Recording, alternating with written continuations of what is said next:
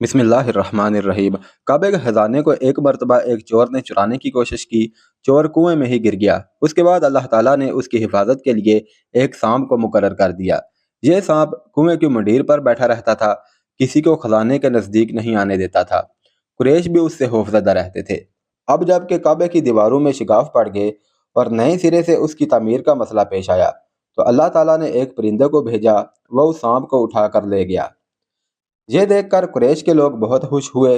अब उन्होंने नए सिरे से काबा की तामीर का फैसला कर लिया और प्रोग्राम बनाया कि बुनियादें मजबूत बनाकर दीवारों को ज्यादा ऊंचा उठाया जाए। इस तरह दरवाजे को भी ऊंचा कर दिया जाए ताकि काबे में कोई दाखिल ना हो सके, सिर्फ वही शख्स दाखिल हो जिसे वो इजाजत दें।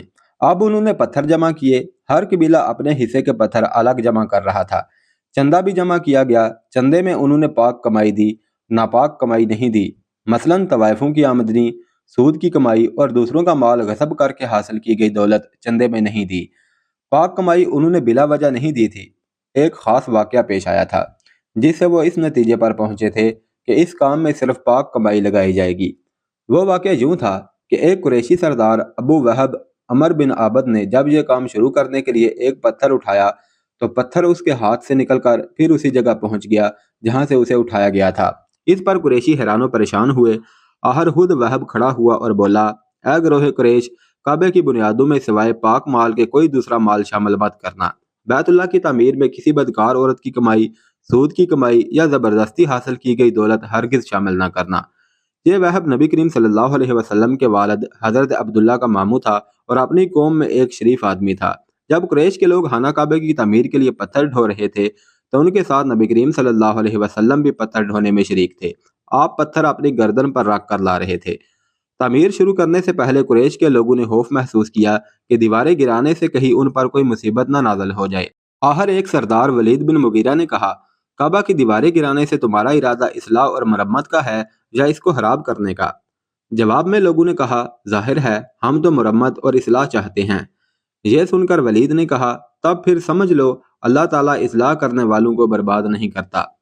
फिर वलीद ने ही गिराने के काम की इब्तिदा की, लेकिन उसने भी सिर्फ एक हिस्सा ही गिराया ताकि मालूम हो जाए कि उन पर कोई तबाही तो नहीं आती। जब वो रात हैरियत से गुजर गई, तब दूसरे दिन सब लोग उसके साथ शरीक हो गए और पूरी इमारत गिरा दी, यहाँ तक कि उसकी बुनियाद तक पहुँच गए। यह बुनियाद हज़रत इब्राहीम अलैहिस्सलाम के हाथ की रखी हुई थी।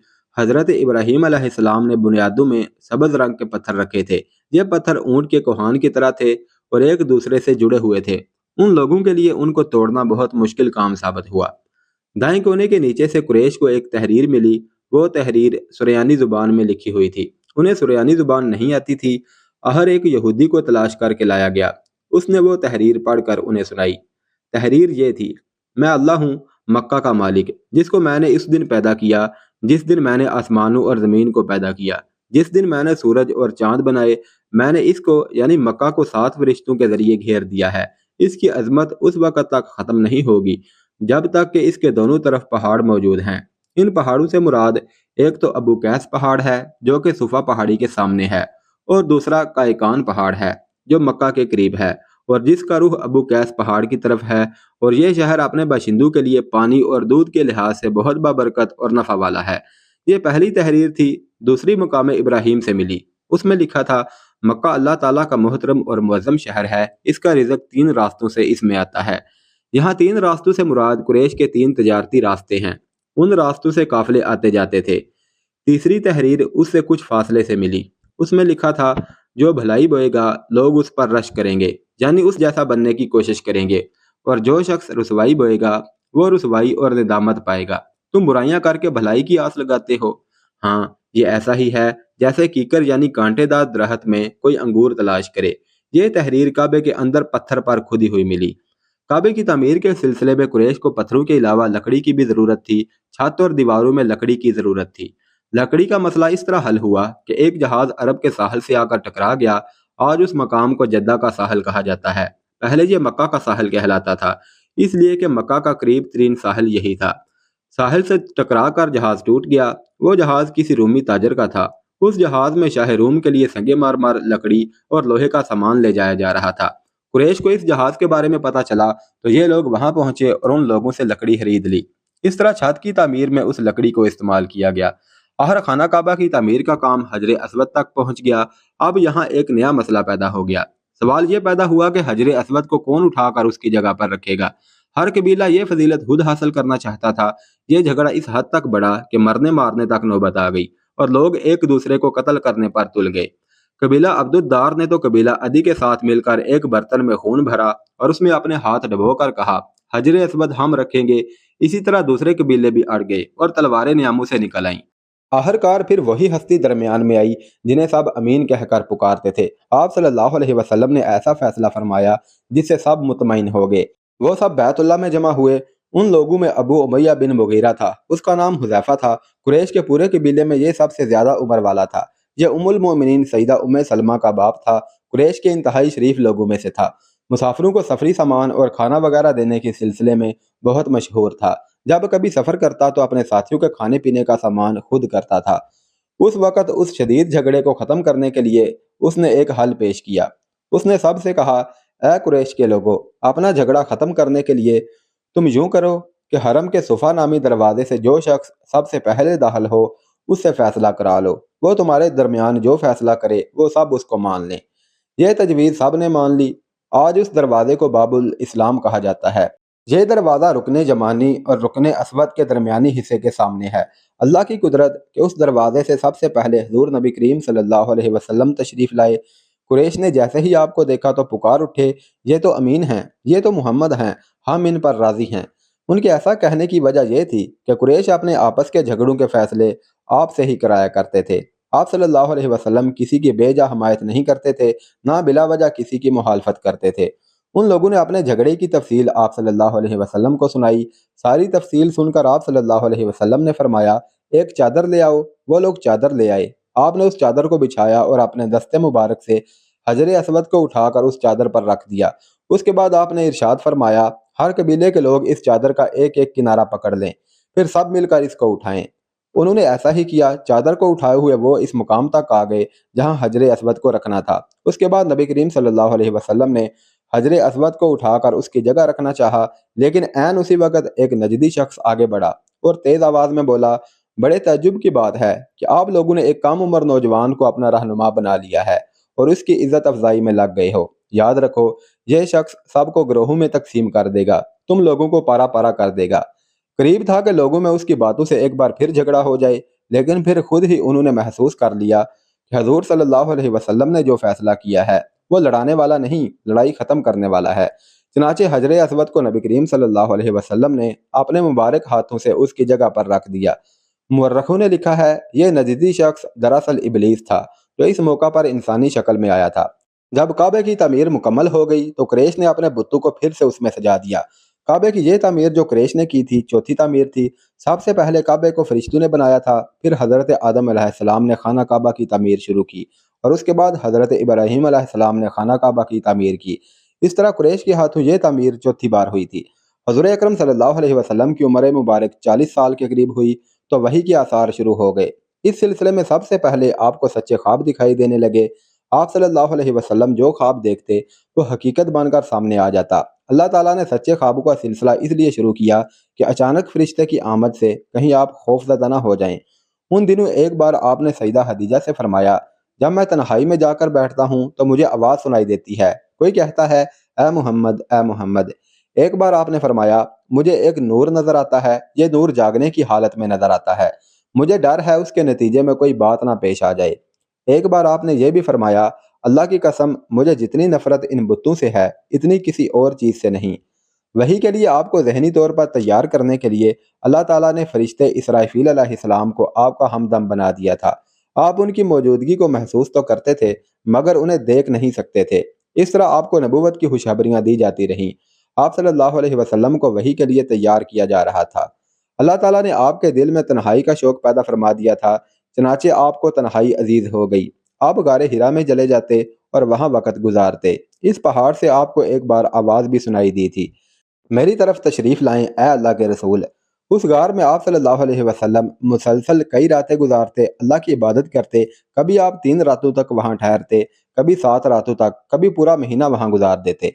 आप जो खाना साथ ले जाते थे जब ख़त्म हो जाता तो घर तशरीफ़ ले जाते। یہ کھانا عام طور پر زیتون کا تیل اور خشک روٹی ہوتا تھا، کبھی کھانے میں گوشت بھی ہوتا تھا۔ غار ہرا میں قیام کے دوران کچھ لوگ وہاں سے گزرتے اور ان میں کچھ مسکین لوگ ہوتے، آپ صلی اللہ علیہ وسلم انہیں کھانا کھلاتے۔ غار ہرا میں آپ عبادت کس طرح کرتے تھے؟ روایات میں اس کی وضاحت نہیں ملتی۔ علماء کرام نے اپنا اپنا خیال ضرور ظاہر کیا ہے۔ ان میں سے ایک خیال یہ ہے کہ آپ صلی اللہ علیہ وسلم کائنات کی حقیقت پر غور و فکر کرتے تھے، اور یہ غور و فکر لوگوں سے الگ رہ کر ہی ہو سکتا تھا۔ پھر آخرکار وہ رات آ گئی جب اللہ تعالیٰ نے آپ کو نبوت اور رسالت عطا فرما دی۔ اللہ تعالیٰ نے آپ کی نبوت کے ذریعے اپنے بندوں پر عظیم احسان فرمایا، اور یہ پہلا موقع تھا جب حضرت جبرائیل علیہ السلام وحی لے کر آپ کی خدمت میں حاضر ہوئے۔ اس سے پہلے وہ آپ کے پاس نہیں آئے تھے۔ جس صبح حضرت جبرائیل علیہ السلام وحی لے کر آئے وہ پیر کی صبح تھی، اور پیر کی صبح ہی آپ صلی اللہ علیہ وسلم دنیا میں تشریف لائے تھے۔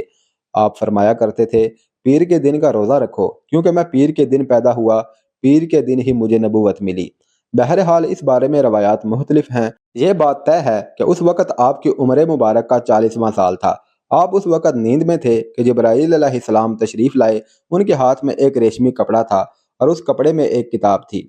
انہوں نے آتے ہی کہا، اقرا یعنی پڑھیے۔ آپ صلی اللہ علیہ وسلم نے فرمایا، میں نہیں پڑھ سکتا۔ اس پر جبرائیل علیہ السلام نے آپ کو سینے سے لگا کر بھینچا۔ آپ فرماتے ہیں، انہوں نے مجھے اس زور سے بھینچا کہ مجھے موت کا گمان ہوا۔ اس کے بعد انہوں نے مجھے چھوڑ دیا، پھر کہا پڑھیے، یعنی جو میں کہوں وہ پڑھیے۔ اس پر آپ نے فرمایا، میں کیا پڑھوں؟ تب جبرائیل علیہ السلام نے سورۃ العلق کی آیات پڑھی۔ آپ فرماتے ہیں، میں نے ان آیتوں کو اسی طرح پڑھ دیا، جس کے بعد وہ فرشتہ میرے پاس سے چلا گیا۔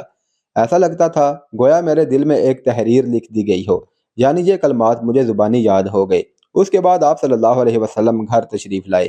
آپ کی گھر تشریف آوری سے پہلے سیدہ خدیجہ نے حسب معمول آپ کے لیے کھانا تیار کر کے ایک شخص کے ہاتھ آپ کے پاس بھجوا دیا تھا، مگر اس شخص کو آپ غار میں نظر نہ آئے۔ اس شخص نے واپس آ کر یہ بات سیدہ خدیجہ کو بتائی۔ انہوں نے آپ کی تلاش میں آپ کے عزیز و اقارب کے گھر آدمی بھیجے، مگر آپ وہاں بھی نہ ملے۔ اس لیے سیدہ خدیجہ پریشان ہو گئیں۔ وہ ابھی اسی پریشانی میں تھیں کہ آپ صلی اللہ علیہ وسلم تشریف لے آئے۔ آپ نے جو کچھ دیکھا اور سنا تھا اس کی تفصیل سیدہ خدیجہ سے بیان فرمائی۔ حضرت جبرائیل علیہ السلام کا یہ جملہ بھی بتایا، کیا محمد آپ اللہ کے رسول ہیں؟ یہ سن کر سیدہ خدیجہ نے کہا، آپ کو خوشخبری ہو، آپ یقین کیجئے، قسم ہے اس ذات کی جس کے قبضے میں میری جان ہے، آپ اس امت کے نبی ہوں گے۔ پھر سیدہ خدیجہ آپ کو اپنے چچا زاد بھائی ورقہ بن نوفل کے پاس لے گئیں۔ غار والا سارا واقعہ انہیں سنایا۔ ورقہ بن نوفل پرانی کتابوں کے عالم تھے۔ ساری بات سن کر وہ پکار اٹھے، قدس قدس، قسم ہے اس ذات کی جس کے قبضے میں میری جان ہے۔ خدیجہ، اگر تم سچ کہہ رہی ہو تو اس میں شک نہیں کہ ان کے پاس وہی ناموس اکبر یعنی جبرائیل آئے تھے جو حضرت موسیٰ کے پاس آیا کرتے تھے۔ محمد اس امت کے نبی ہیں، اس بات پر یقین کر لیں۔ قدوس کا مطلب ہے وہ ذات جو ہر عیب سے پاک ہو۔ یہ لفظ تعجب کے وقت بولا جاتا ہے، جیسے ہم کہہ دیتے ہیں اللہ اللہ۔ ورقہ بن نوفل کو جبرائیل علیہ السلام کا نام سن کر حیرت اس لیے ہوئی تھی کہ عرب کے دوسرے شہروں میں لوگوں نے یہ نام سنا بھی نہیں تھا۔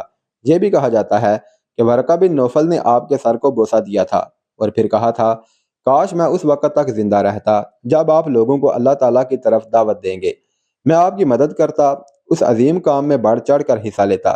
کاش میں اس وقت تک زندہ رہوں جب آپ کی قوم آپ کو جھٹلائے گی، آپ کو تکالیف پہنچائے گی، آپ کے ساتھ جنگیں لڑی جائیں گی اور آپ کو یہاں سے نکال دیا جائے گا۔ اگر میں اس وقت تک زندہ رہا تو آپ کا ساتھ دوں گا، اللہ کے دین کی حمایت کروں گا۔ آپ یہ سن کر حیران ہوئے اور فرمایا، میری قوم مجھے وطن سے نکال دے گی؟ جواب میں ورقہ نے کہا، ہاں، اس لیے کہ جو چیز آپ صلی اللہ علیہ وسلم لے کر آئے ہیں اسے لے کر جو بھی آیا اس پر ظلم ڈھائے گے۔ اگر میں نے وہ زمانہ پایا تو میں ضرور آپ کی پوری مدد کروں گا۔ ورقہ نے حضرت خدیجہ سے یہ بھی کہا، تمہارے خاوند بے شک سچے ہیں، در حقیقت یہ باتیں نبوت کی ابتدا ہیں، یہ اس امت کے نبی ہیں۔ لیکن اس کے کچھ ہی مدت بعد ورقہ بن نوفل کا انتقال ہو گیا۔ انہیں حجون کے مقام پر دفن کیا گیا۔ چونکہ انہوں نے آپ کی تصدیق کی تھی، اس لیے نبی کریم صلی اللہ علیہ وسلم نے ان کے بارے میں فرمایا ہے، میں نے ورقہ کو جنت میں دیکھا ہے، ان کے جسم پر سرخ لباس تھا۔ ورقہ سے ملاقات کے بعد آپ صلی اللہ علیہ وسلم گھر تشریف لے آئے۔ اس کے بعد ایک مدت تک حضرت جبرائیل آپ کے سامنے نہیں آئے۔ درمیان میں جو وقفہ ڈالا گیا اس میں اللہ تعالیٰ کی یہ حکمت تھی کہ آپ کے مبارک دل پر حضرت جبرائیل کو دیکھ کر جو خوف پیدا ہو گیا تھا اس کا اثر زائل ہو جائے۔ اور ان کے نہ آنے کی وجہ سے آپ کے دل میں وحی کا شوق پیدا ہو جائے۔ چنانچہ ایسا ہی ہوا۔ حضرت جبرائیل علیہ السلام کی آمد کے بعد سلسلہ رک جانے کے بعد آپ کو صدمہ ہوا۔ کئی بار آپ صلی اللہ علیہ وسلم پہاڑیوں کی چوٹی پر چڑھ گئے تاکہ خود کو وہاں سے گرا کر ختم کر دیں، لیکن جب بھی آپ ایسا کرنے کی کوشش کرتے، حضرت جبرائیل علیہ السلام آپ کو پکارتے، اے محمد، آپ حقیقت میں اللہ تعالیٰ کے رسول ہیں۔ یہ کلمات سن کر آپ سکون محسوس کرتے، لیکن جب پھر وحی کا وقفہ کچھ اور گزر جاتا تو آپ بے قرار ہو جاتے، رنج محسوس کرتے اور اسی طرح پہاڑ کی چوٹی پر چڑھ جاتے۔ چنانچہ پھر حضرت جبرائیل آ جاتے اور آپ کو تسلی دیتے۔ آخر دوبارہ وحی ہوئی اور سورہ مدثر کی پہلی 3 آیات اتریں۔ اے کپڑے میں لپٹنے والے، اٹھو، یعنی اپنی جگہ سے اٹھو اور تیار ہو جاؤ، پھر کافروں کو ڈراؤ اور پھر اپنے رب کی بڑائیاں بیان کرو اور اپنے کپڑے پاک رکھو۔ اس طرح آپ صلی اللہ علیہ وسلم کو نبوت کے ساتھ تبلیغ کا حکم دیا گیا۔ ابن اسحاق لکھتے ہیں، سیدہ خدیجہ پہلی خاتون ہیں جو اللہ اور اس کے رسول پر ایمان لائیں اور اللہ کی طرف سے جو کچھ نبی کریم صلی اللہ علیہ وسلم لے کر آئے اس کی تصدیق کی۔ مشرکین کی طرف سے آپ صلی اللہ علیہ وسلم کو جب بھی تکلیف پہنچی، صدمہ پہنچا، سیدہ خدیجہ نے آپ کو دلاسا دیا۔ سیدہ خدیجہ کے بعد دوسرے آدمی حضرت ابو بکر صدیق ہیں جو آپ کے پرانے دوست تھے۔ انہوں نے آپ صلی اللہ علیہ وسلم کی زبان سے نبوت ملنے کا ذکر سنتے ہی فوراً آپ کی تصدیق کی اور ایمان لے آئے۔ بچوں میں سیدنا علی رضی اللہ تعالیٰ عنہ ہیں جو آپ پر پہلے ایمان لائے، اور ان کے ایمان لانے کا واقعہ کچھ اس طرح ہے۔ ایک دن حضرت علی حضور نبی کریم صلی اللہ علیہ وسلم کے پاس تشریف لائے۔ اس وقت سیدہ خدیجہ بھی آپ کے ساتھ تھیں اور آپ ان کے ساتھ چھپ کر نماز پڑھ رہے تھے۔ انہوں نے یہ نئی بات دیکھ کر پوچھا، یہ آپ کیا کر رہے ہیں؟ نبی کریم صلی اللہ علیہ وسلم نے ارشاد فرمایا، یہ وہ دین ہے جس کو اللہ تعالیٰ نے اپنے لیے پسند فرمایا ہے اور اس کے لیے اللہ تعالیٰ نے اپنے پیغمبر بھیجے ہیں۔ میں تمہیں بھی اس اللہ کی طرف بلاتا ہوں، لات اور عزا کی عبادت سے روکتا ہوں۔ حضرت علی رضی اللہ تعالیٰ عنہ نے یہ سن کر عرض کیا، یہ ایک نئی بات ہے، اس کے بارے میں نے آج سے پہلے کبھی نہیں سنا، اس لیے میں اپنے بارے میں ابھی کچھ نہیں کہہ سکتا، اپنے والد سے مشورہ کر لوں۔ ان کا جواب سن کر آپ صلی اللہ علیہ وسلم نے ارشاد فرمایا، علی، اگر تم مسلمان نہیں ہوتے تو بھی اس بات کو چھپائے رکھنا۔ انہوں نے وعدہ کیا اور اس کا ذکر کسی سے نہ کیا۔ رات بھر سوچتے رہے، آخر اللہ تعالیٰ نے انہیں ہدایت عطا فرمائی۔ سویرے آپ صلی اللہ علیہ وسلم کی خدمت میں حاضر ہوئے اور مسلمان ہو گئے۔ علماء نے لکھا ہے اس وقت حضرت علی کی عمر مبارک 8 سال کے قریب تھی۔ اس سے پہلے بھی انہوں نے کبھی بتوں کی عبادت نہیں کی تھی۔ وہ بچپن ہی سے نبی کریم صلی اللہ علیہ وسلم کے ساتھ رہتے تھے، لیکن احتیاط کے باوجود حضرت علی کے والد کو ان کے قبول اسلام کا علم ہو گیا تو انہوں نے حضرت علی سے اس کے بارے میں استفسار کیا۔ اپنے والد کا سوال سن کر حضرت علی نے فرمایا، ابا جان، میں اللہ اور اس کے رسول پر ایمان لا چکا ہوں اور جو کچھ اللہ کے رسول لے کر آئے ہیں اس کی تصدیق کر چکا ہوں، لہذا ان کے دین میں داخل ہو گیا ہوں اور ان کی پیروی اختیار کر چکا ہوں۔ یہ سن کر حضرت ابو طالب نے کہا، جہاں تک ان کی بات ہے، یعنی محمد صلی اللہ علیہ وسلم کی، تو وہ تمہیں بھلائی کے سوا کسی دوسرے راستے پر نہیں لگائیں گے، لہذا ان کا ساتھ نہ چھوڑنا۔ حضرت ابو طالب اکثر یہ کہا کرتے تھے، میں جانتا ہوں میرا بھتیجا جو کچھ کہتا ہے حق ہے، اگر مجھے یہ ڈر نہ ہوتا کہ قریش کی عورتیں مجھے شرم دلائیں گی تو میں ضرور ان کی پیروی قبول کر لیتا۔